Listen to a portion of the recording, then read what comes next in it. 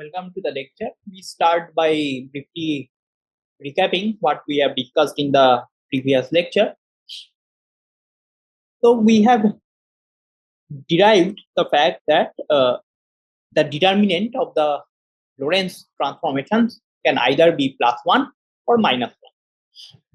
And when it is +1, it corresponds to proper Lorentz transformation, examples of which are boost, rotations. And we know that these are functions of continuous parameter, and we also call them as continuous Lorentz transformation. And when determinant of lambda is -1, it corresponds to improper Lorentz transformation, examples which are parity of space inversion in 3+1 dimension, time reversal, and a product of parity with boost and rotation, and time product of time reversal with boost and rotation is also an improper Lorentz transformation. Also, we have seen that the lambda 0, component of the Lorentz transformation can either be greater than equal to +1. This corresponds to something called orthochronous Lorentz transformation, which is denoted by this symbol here. An example of such transformations are boost, rotation, parity. Or it can be less than equal to -1, and this corresponds to non-orthogonal Lorentz transformation, and symbol of which is denoted by lambda down arrow. Okay. An example of which is time reversal. Note that the parity and time reversal, they consist of elements which are ±1, and they are known as the discrete Lorentz transformations. Also, it is evident that you cannot continuously go from, let's say, proper Lorentz transformation to improper Lorentz transformation, because determinant flip sign. Similarly, you cannot continuously go from orthogonal Lorentz transformation to non-orthogonal Lorentz transformation, because the sign of this lambda 0 component changes. Now, given these four things, we can completely classify the Lorentz transformations into four sets, and let's do that. So let's draw this diagram. Our y-axis will be lambda 0, and the x-axis is the determinant. So it can either +1 or -1. Now, when this is determinant is +1 and 0, and start from +1 and continuously go up. So now, what are these transformations when both this is 1 and this is 1? These are nothing but the identity, because identity itself is the Lorentz transformation that we proved. Rotation, and now when we move upward, these are boost times rotation times boost, and so on. Now come to this quadrant here, which corresponds to determinant lambda -1. But lambda 0 is 1 and upward. So what are the transformations? At this point, it's parity, and parity times rotation times parity. In general, these matrices do not commute, so p times r times will be different. And then you can go moving upward. What you will have? All things like parity times boost or parity time product for boost and rotation. So now before moving forward, let's introduce to notation. So for this set of transformation, which have both lambda 0 greater than equal to 0 and determinant of lambda 1, we denote them by this symbol. These are known as proper orthogonal Lorentz transformation. And for this set of transformations, denote them by this symbol. They are known as improper orthogonal Lorentz transform. Now let's come to this quadrant, and we have the following. We extend this a bit more. So lambda 0 can be -1 and all the way around. Remember, lambda 0 is greater than equal to minus. So now let's start from this point.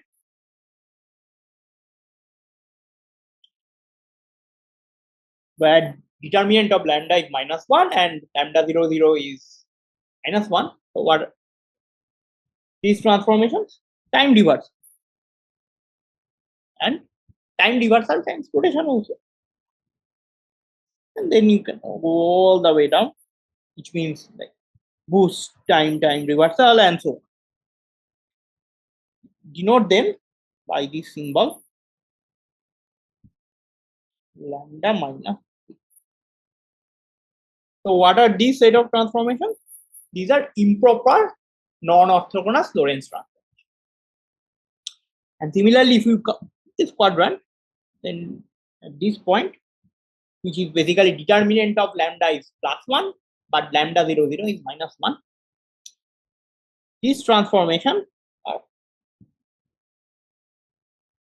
parity times time reversal. Then it can be parity times time reversal times rotation, and so on. And you can move again downwards, which is like parity times time reversal and boost, and so on. And we denote the symbol lambda plus. So they are proper non-orthogonal Lorentz transformations. And these completely classify all possible Lorentz transformation into these 4 groups. And also this provides the topology of the Lorentz group. So you can see that these 4 distinct set here are 4 distinct disconnected elements of the Lorentz group, because you cannot continuously go from one to another. So you have to multiply. For example, suppose you want to go from here to here, you have to multiply it by some discrete Lorentz transformation. For example, from here to here, you are multiplying the parity. Okay. So from going from here to here, you have to multiply it by parity times time reversal, and so on. Only boost and rotations are the continuous Lorentz transformations, and like parity time reversal, as we said, there are discrete transformations. And henceforth, we will focus on this particular set, that is the proper orthogonal Lorentz transformations, which are also known as restricted Lorentz transformation, and they form a group. So we call them restricted Lorentz group, and they are denoted by the symbol S4 3, 1. Again, remember that why SO? Because determinant is +1. These are special pseudo orthogonal matrix, and this arrow means this is orthogonal. And 3 and 1 again denoting the number of positive and negative eigenvalue. We are working 3 + 1 dimension, so 3 positive eigenvalues and 1 negative eigenvalues corresponding to that activity. So now this restricted Lorentz group consists of continuous transformation, and this gives rise to something called a generator or the infinitesimal Lorentz transformation. Note that these are functions of some continuous parameter, so you can dial them such that you can make change them continuously, and then it can go to 0, where then all this transformation will become identity transformation. So we can define a notion of infinitesimal transformations, which we also call generators. Let's do that. Infinitesimal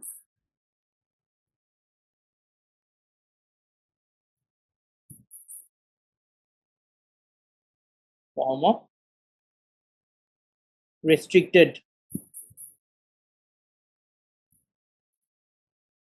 LTs.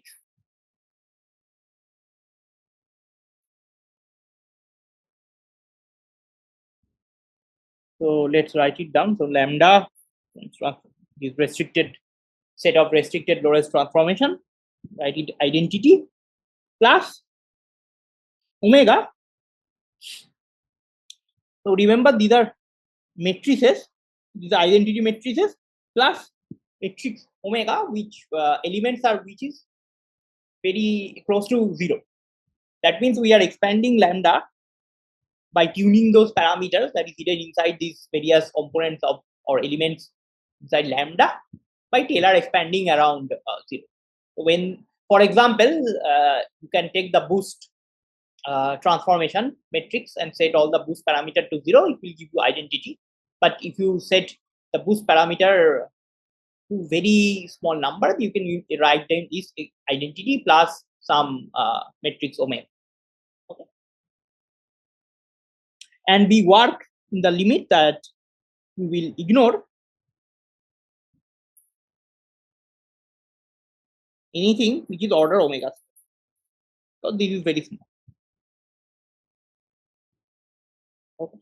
Now let's write down again the defining Lorentz group, and let's put this here just for sake of completeness. Right, order omega square term, and this term basically you are going to subsequent calculation. What happens is that identity plus omega plus order omega square transpose eta identity plus omega, and then again omega square term. This is eta. Now if you do that, so you multiply identity times eta times identity, it will give you eta. Then you can have this term omega transpose times eta times identity will give omega eta. Then you can have identity eta omega. Eta times omega. But then you can check rest of the terms are order omega. For example, omega times identity, omega transpose times identity times, okay, omega, order omega. So then you have order term. Now, if you ignore order omega square term, but we get the following is that, look, that ignore this, eta will cancel, then whatever it is here is set to 0.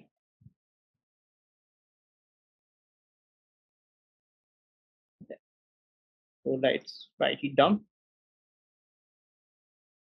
Omega eta plus eta omega set to 0. This is almost equal to 0 because we are ignoring order omega square term. Right.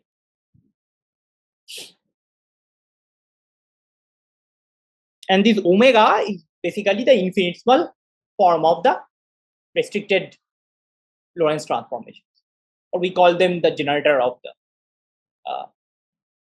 restricted Lorentz transformations. So now what we can infer from this, so let's look at this equation. So omega t eta 0, and we take trace of this equation. If we take trace both sides, then it will give the following: trace of this omega t eta, and if you take this on the right hand side, trace of eta times omega. But now this equation itself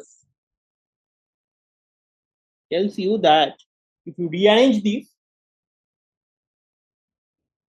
equal to minus eta omega times eta. So you just take this here and right, and use the fact that eta is self-inverse, so you will be able to get this. And then if you take this and use this inside, this implies that trace of eta times omega is equal to. Now these are the two key relations.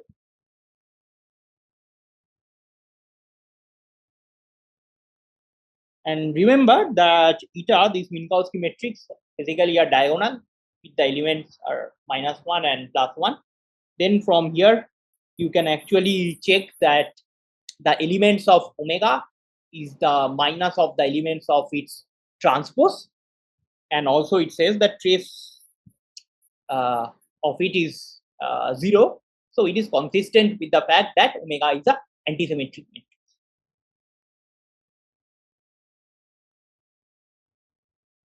Omega